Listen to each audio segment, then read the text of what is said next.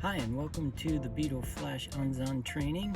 Let's go ahead and just jump right into some problems to see how we would actually do our flash training. So I'm going to go ahead and move this up just a little bit here so I can bring in my visualization aid with my paper abacus here. So we're going to go ahead and we're going to start the problem, and then we're going to see if we can visualize the solution here. So let's go ahead and say start. It tells us to add 3, 1, and a 5. So I formed an answer of 9. So you can see this moves pretty quickly.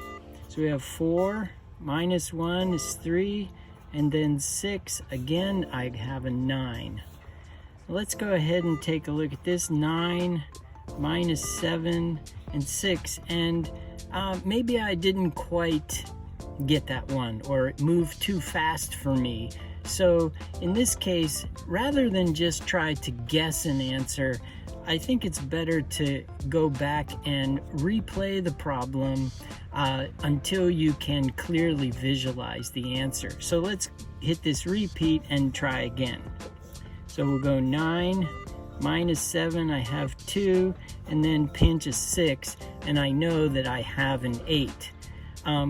But you know, if you're still having problem visualizing it, one thing that we recommend that you can do is, okay, let's go back to the abacus and actually try to work this out. So if I were going to work this out on the abacus, let's hit the replay button, and I'll go 9 minus 7 and add 6, and I can see, okay, I have 8.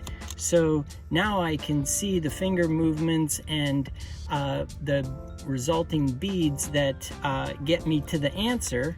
So I'm going to go ahead and come back to my paper abacus, and let's go ahead and replay it one more time just to see that we can visualize the solution.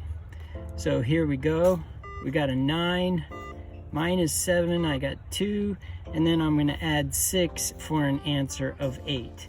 Now I'm ready to continue on with a 1, an 8, I have 9, minus the 6, and I have 3. So there you have some examples of how we actually do our flash training. And remember that the focus is on good bead movements and finger movements, and make sure that you can visualize the answer only by seeing the bead movements in your head. You don't want to get to these answers with any other method, and certainly you don't want to be guessing the answer, because that's not going to help you develop your math skills.